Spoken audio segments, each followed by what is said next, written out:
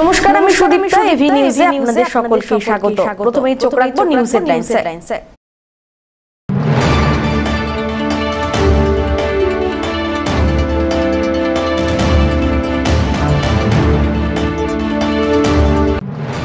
নদীর পাড়ে বাস, দুর্ভোগ 7 মাস।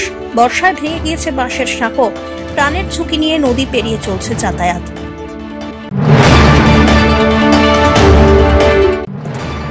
পাইপ বসানো হলেও নেই পানীয় জলের সুষ্ঠু পরিষেবা। পানীয় জল প্রদানের দাবিতে বিক্ষোভে সামিল এলাকাবাসী।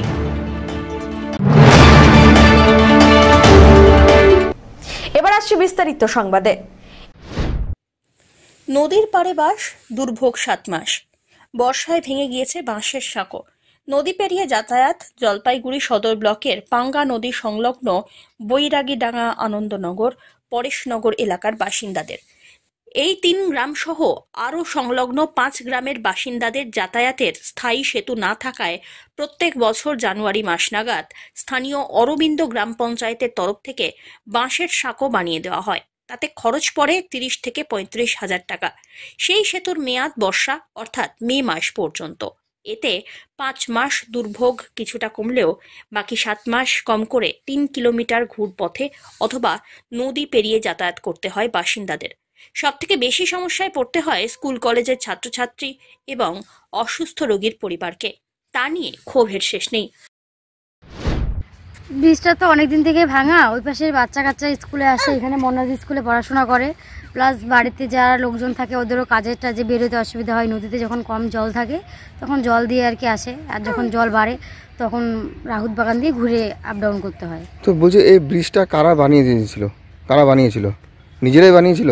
হ্যাঁ, নিজেরাই, ওর উপরের লোক নিজেরাই বানাইছিল। তো এখন কি অবস্থা রয়েছে?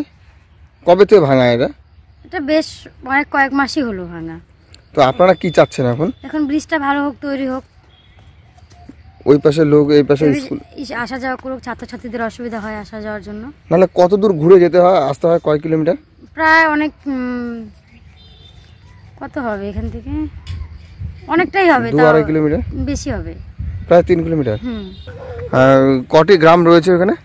প্রায় বৈরাগীডাঙ্গা, আনন্দনগর, পরেশনগর, 3-4টা গ্রাম। তো বলছি, কি সমস্যা রয়েছে আপনাদের? ব্রিজটা নাই, ব্রিজটা হলে সুবিধা হয়, ভালো হয় আর কি। ব্রিজটা হলে অনেক লোকজন যাতায়াত করতে, ছাত্রছাত্রীরা, স্টুডেন্টদের তো অবশ্যই। সামনে পাশে স্কুল, মন্ডা স্কুল। নাহলে কত দূর ঘুরে আসতে হয়? নাহলে প্রায় 2.5 থেকে 3 কিলোমিটার। তো এটা হলে সুবিধা হয়? সুবিধা হয়। এটা কবে ভেঙেছে এটা প্রায় বছর খানিক হয়ে গেল। পঞ্চায়েত কি বলে? পঞ্চায়েত বলতেছে হবে, আজকে হবে, কালকে হবে। কোন ক্লাসে পড়ো তুমি? ক্লাস 9-এ। তো বলছি, কোন স্কুলে পড়ো? বাহাদুর মুন্না হ্যাপি হোম স্কুল। তো বলছি তোমাদের কি অসুবিধা হচ্ছে স্কুলে এতে? আমাদের এখানে ব্রিজটা ভেঙে গেছে, এই পাশে আমাদের সুবিধা হয়, আর ওই পাশ দিয়ে ঘুরে যাইতে হয় প্রায় 3 কিলোমিটার। আমাদের স্কুল যেতে খুব অসুবিধা হয়। এই জন্য কি স্কুল যেতে প্রচুর অসুবিধা হয়? মানে এখান থেকে গেলে তাহলে শর্টকাট হতো? হ্যাঁ, 3 কিলোমিটার ঘুরে যেতে হয়। তো তোমরা কি চাচ্ছ, যে যাতে ব্রিজটা হয়ে যায়? হ্যাঁ। সমস্যার কথা জানেন স্থানীয় পঞ্চায়েত সদস্য। জানান, বর্ষা এলেই জলস্রোতের সেতু ভেঙে যায়। তখন থেকে ঘুরপথে বা নদী পেরিয়ে যাতায়াত করতে হয় বাসিন্দাদের। পঞ্চায়েত সদস্যর দাবি, স্থায়ী সেতুর জন্য তিনিও চেষ্টা চালিয়ে যাচ্ছেন। দেখেন, ওই সাঁকোটা অবশ্যই খুব জরুরি, কারণ ওখানে স্কুল আছে, পাশে বাজার আছে। ওখানে আমার গ্রামের ছেলেমেয়েরা ওই মুন্নাজ হ্যাপি হোম স্কুলে পড়ে। এই 102 ফিট সেতুটি হবে। ওইটা না থাকার কারণে বর্ষার সময় এদের 4-5 কিলোমিটার ঘুরে যেতে হয়। আমরা প্রশাসনের দৃষ্টি বারবার আকর্ষণ করছি। প্রত্যেকবার আমরা বাঁশ দিয়ে ওটাকে করে দিই, কিন্তু বর্ষার তোরে জলে ভেসে যায়।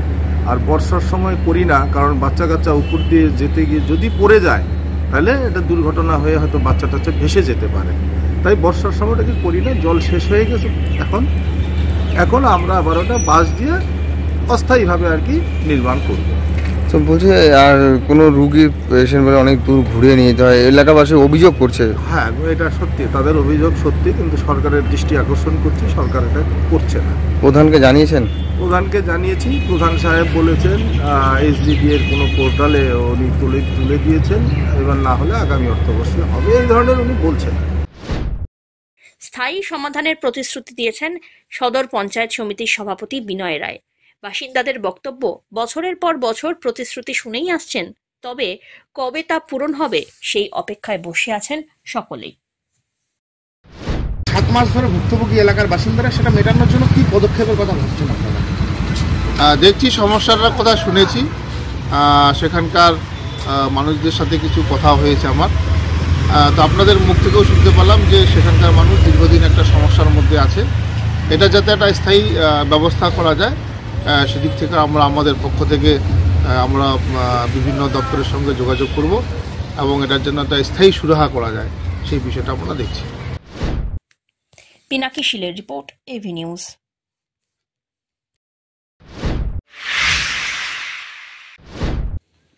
প্রায় 3 থেকে 4 বছর আগে এলাকায় পানীয় জল পরিষেবা প্রদানের জন্য জনস্বাস্থ্য ও কারিগরি দপ্তরের তরফ থেকে পাইপ বসানো হয়েছিল।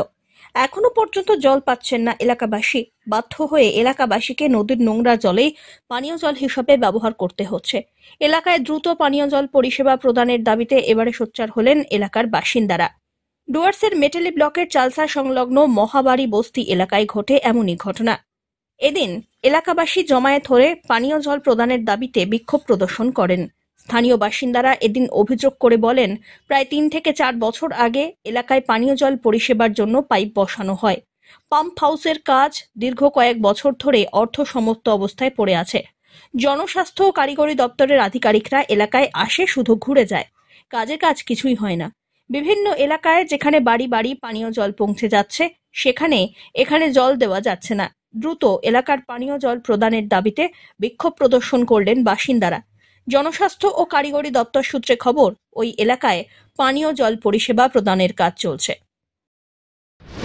औषधा तो पानी का ही है, जो पास हो चुका है उसको हम लोग को चाहिए, जल्दी मिले तो हम लोग को महाबड़ी को सबको सुविधा होगा पानी के लिए। बस यही कहना चाहेंगे हम लोग मंत्री जी से, और कुछ नहीं रिक्वेस्ट है। अभी क्या कहाँ से पानी पी रहे हैं? अब लोग हम नदी से ही पानी पी रहे हैं। कपड़ा धोने के लिए उतना दूर जाना पड़ता है, हाथी सबका डर होता है, सुबह हाथी आता है, पार होके जाता है, अगर किसी को मार देने से फिर सीधा हो गया, इसलिए पानी का जल्दी व्यवस्था हो जाए तो ही अच्छा है। ये पंप हाउस बनने वाला था इधर, पंप हाउस तो बन रहा है, बनने के आधा ही बना के छोड़ दिया, ये तो नहीं हुआ ना। इंजीनियर आता है ना, कोई पैसा झोंक के खा दिया है ना क्या, वो भी हम लोग को पता नहीं है। तो बनाने का जो पूरा कर रहा है तो उसको कंप्लीट करना चाहिए, और हम लोग को पानी जल्दी देना चाहिए, यही हम लोग चाहते हैं। कल घुसा है घर पे जो PH की तरफ से, कल जो PH की तरफ से कल घर में देना चाहिए, तो वो घुसा है? घर तो सबका में नहीं घुसा है ना, 2-3 घर में लगाया, पाइप लगा के छोड़ दिया, तो 2-3 घर के लिए केवल महाबड़ी के लिए पाइप है, वो भी पानी तो छोड़ा ही नहीं है ना। जब पाइप बैठा रहे तो सभी में बैठाना चाहिए, सबका घर में देना चाहिए, सबको पानी का आवश्यकता है। धीमान राय रिपोर्ट, AV न्यूज।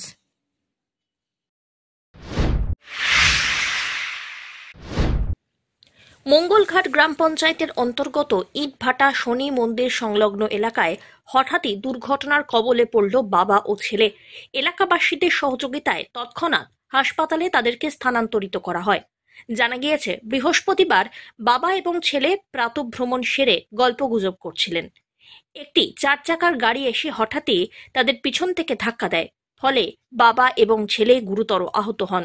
তাদেরকে সুপার স্পেশালিটি হাসপাতালে নিয়ে যাওয়া হয়েছে, কিন্তু তাদের অবস্থা এই মুহূর্তে কেমন সেই বিষয়ে হাসপাতাল সূত্রে খবর, তাদের অবস্থা যথেষ্ট গুরুতর, যদিও এখনো পর্যন্ত তাদের নাম এবং পরিচয় কিছু জানা যায়নি।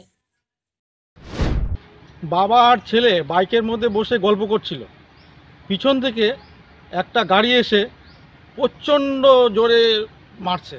বাবাটার অবস্থা খুবই খারাপ, শুনতেছি ওটা নাকি ডাক্তারবাবু গাড়ি, আবার ডাক্তারবাবুই নিয়ে অ্যাম্বুলেন্স ফোন করে এসে নিয়ে চলে গেলেন দশতলাতে, জলপাইগুড়ি। কোথায় হয়েছে এটা? এটা হচ্ছে ইটভাটার সামনে শনি মন্দিরের পাশে।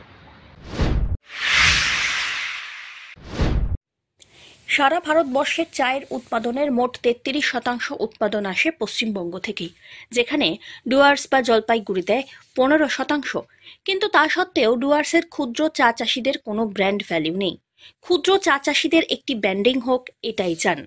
আর তার জন্যই আগামী 30 নভেম্বর জলপাইগুড়ির লাটাগুড়ির এক হোটেলে ডুয়ার্স চায়ের 150 বছর পূর্তি উপলক্ষে হতে চলেছে, যার নাম দেওয়া হচ্ছে ডুয়ার্স টি কনক্লেভ 2024। এদিন জলপাইগুড়ির কদমতলার জেলা ক্ষুদ্র চা চাষী সমিতির কার্যালয়ে সাংবাদিক বৈঠক করে এমনটাই জানিয়ে দিলেন সমিতির সম্পাদক বিজয় গোপাল চক্রবর্তী। তিনি বলেন, ডুয়ার্স বা জলপাইগুড়ির চা সারা বিশ্বে স্মরণীয় করে রাখতেই এ বিশেষ উদ্যোগ গ্রহণ হয়েছে। 1874 সালে গজলডোবায় প্রথম বাণিজ্যিকভাবে চা গাছ লাগিয়েছিলেন বুরহান সাহেব।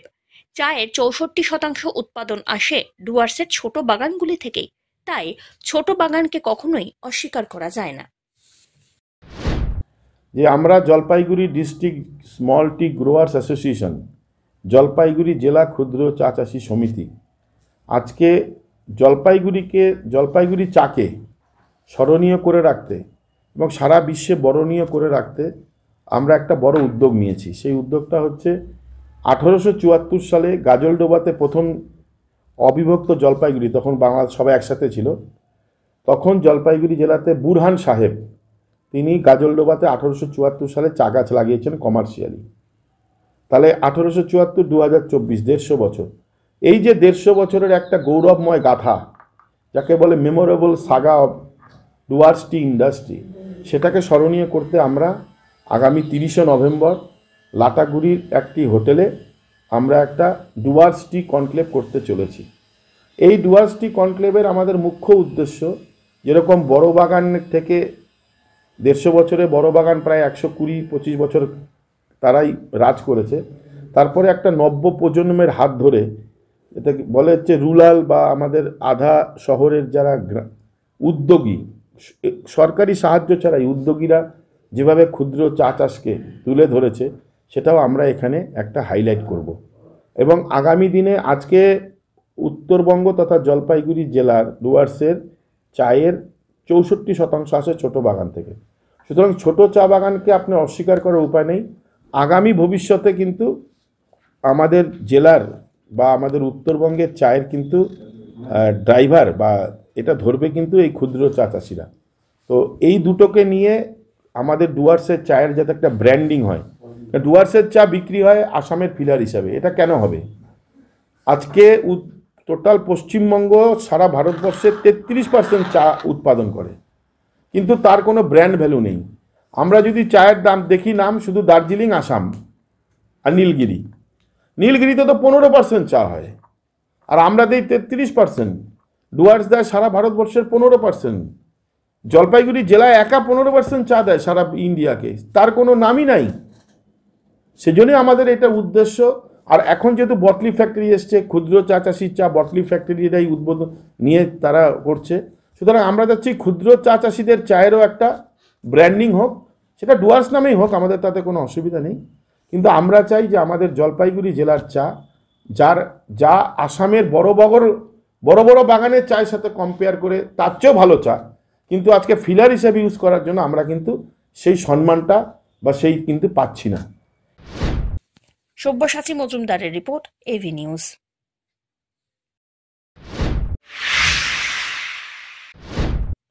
চলতি বছরে জাতীয় কুংফু প্রতিযোগিতায় 75 থেকে 80 কেজি বিভাগে সোনাজয়ী চালসার ছেলে রিতম ছেত্রীকে সংবর্ধনা জানানো হলো। বৃহস্পতিবার যুব কল্যাণ ও ক্রীড়া দপ্তরের মাটিয়ালি ব্লকের তরফ থেকে সংবর্ধনা দেওয়া হয়। এদিন চালসার ব্লক যুব আবাসে এক ঘরোয়া অনুষ্ঠানের মাধ্যমে সংবর্ধনা প্রদান অনুষ্ঠান হলো। উপস্থিত ছিলেন মাল মহকুমা যুব কল্যাণ আধিকারিক মিহির কিরণ দাস, মাটিয়ালি ব্লক যুব কল্যাণ আধিকারিক অর্ণব ভট্টাচার্য সহ অন্যান্যরা। এদিন রিতমকে পুষ্পস্তবক এবং খাদা পরিয়ে সংবর্ধনা জানানো হয়। যুব কল্যাণ ও ক্রীড়া দপ্তরের তরফ থেকে আগামীতেও তাকে সাহায্যের আশ্বাস দেওয়া হয়েছে। উত্তরাখণ্ডে অল ইন্ডিয়া ফেডারেশনের কুংফু প্রতিযোগিতায় অংশগ্রহণ করে দেশের নাম উজ্জ্বল করতে চায় রিতম। এই দিনে সংবর্ধনা পেয়ে অত্যন্ত খুশি রিতম ছেত্রী। আজকে আমাদের একটি ছোট্ট সংবর্ধনা অনুষ্ঠান হলো আমাদের জলপাইগুড়ি জেলা যুবকরণের পক্ষ থেকে। আমাদের ডিওইও ম্যাডামের নির্দেশে আমি sub division youth officer Jalpaiguri, আমাদের রিতম ছেত্রী আছেন আমাদের মধ্যে। তিনি আমাদের কুংফু উশু কুংফু বিভাগে তিনি 75 থেকে 80 কেজি বিভাগে গোল্ড মেডেল এনেছেন ন্যাশনালে, যেটা হয়েছিল উত্তরপ্রদেশের লখনৌতে। হ্যাঁ, এবং সেটা 15 থেকে 21 সেপ্টেম্বর হয়েছিল 2024 সালে। তো উনি আমাদের মেটালি ব্লক তথা জলপাইগুড়ি জেলা প্রতিনিধিত্ব করেছিলেন এবং পশ্চিমবঙ্গকে প্রতিনিধিত্ব করেছিলেন, সেখানে উনি গোল্ড মেডেল জিতেছেন। এবং এটা একটা ভীষণ পিছিয়ে পড়া খেলা, যে খেলাটি আমাদের অনেক প্রতিযোগী এটার সঙ্গে পরিচিত নয়, যেখানে আমরা সাধারণত মানে ফুটবল, ক্রিকেট, ব্যাডমিন্টন এইসব খেলাগুলির সঙ্গে অনেক বেশি জড়িত হই, কিন্তু এই খেলাটির সঙ্গে আমরা জড়িত হই না। সেখানে রিতম ছেত্রীর এই সাফল্য মানে এটা আমাদের সকলের যুব সমাজের কাছে একটা ভীষণ একটা অনুপ্রেরণার জায়গা বলে আমি মনে করি। সেই জন্য আপনাদের সকলকে অনুরোধ করব যে এই জায়গাটা যেন সকলের কাছে প্রচার হয় এবং রিতম ছেত্রী আরও ভবিষ্যতে অনেক বেশি মানে আন্তর্জাতিক জায়গাতে মানে অনেক সাফল্য অর্জন করবেন, এটুকু আমার বিশ্বাস হবে। শেষ করবার আগে নিউজ হেডলাইন্স আরো একবার।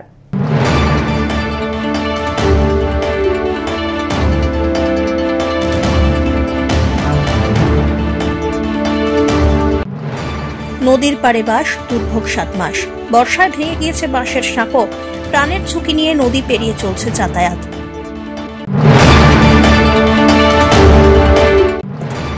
পাইপ বসানো হলেও নেই পানীয় জলের সুষ্ঠু পরিষেবা। পানীয় জল প্রদানের দাবিতে বিক্ষোভে শামিল এলাকাবাসী।